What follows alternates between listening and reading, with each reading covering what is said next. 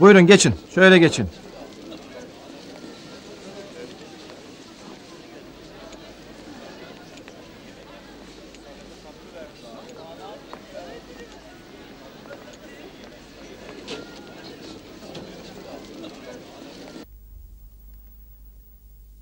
Bari senin nikahın gerçek olsa. Gerçek olur mu mecburiyetten? Keşke herkes şansını deneyebilse. Nerede o şans?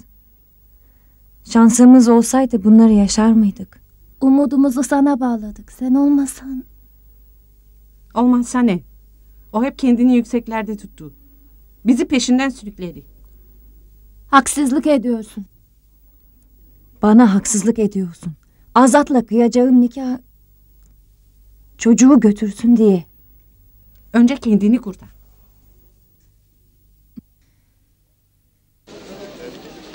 Kendimden önce senin ve Aşa'nın son arzusu için kabul ettim. Param olsaydı imzaya gerek olmazdı. Sana parayı seve seve verirdim. İstediğin zaman nikahı bozabilirsin. Yolunuz açık olsun.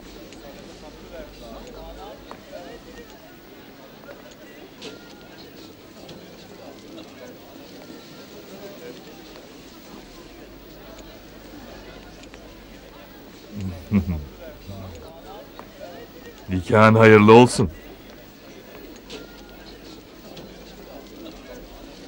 Darısı başınıza kızlar.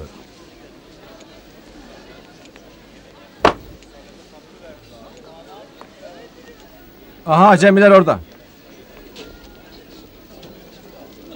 Demek yollar açılmış ha. Selamünaleyküm. Aleykümselam. Kaplıcalarımıza Hoş geldiniz. Hoş gelmişsiniz.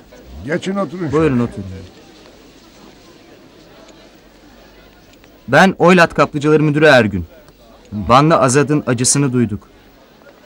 Bizim yönetimimiz cenazeyi götürmeyi üstlenmiştir. Masraflar tarafımızca karşılanacaktır. Bu acıyı duyduk. Bu acı bizimdir. Olur mu öyle şey? Katiyen kabul etmeyiz. Cenaze bizimdir. Biz cenazemizi arabamızla göndeririz.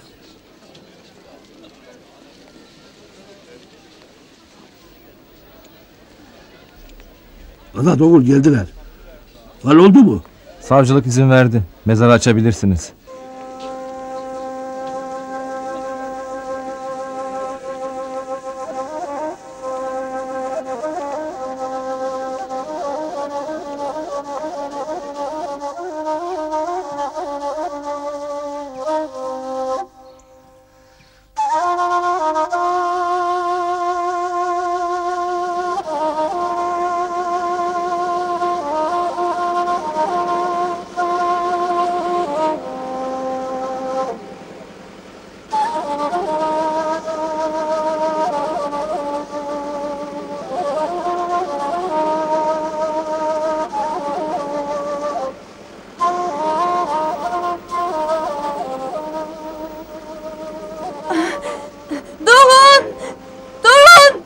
Marina! Marina nedir bu hal? Azat, Ali'yi vurdular. Ali memlekete gitmedi. Sen ne Beni diyorsun? burada bırakma.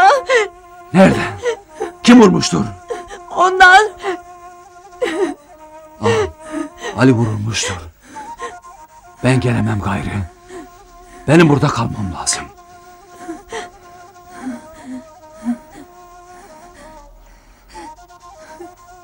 Nasıl vururlar? Belliydi zaten. Ağam sen git, ben kalırım. Bu iş bana düşer. Beni iyi dinleyesin Hasan.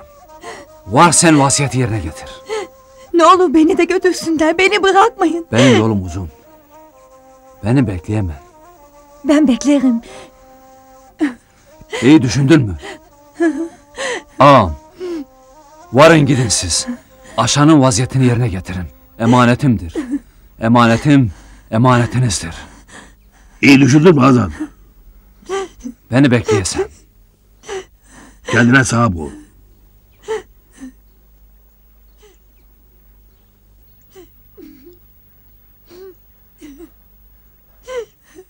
Ya bırak ağlamayı. Biz zaten gülmemişiz. Hadi yürüyün. Yolumuz uzundur.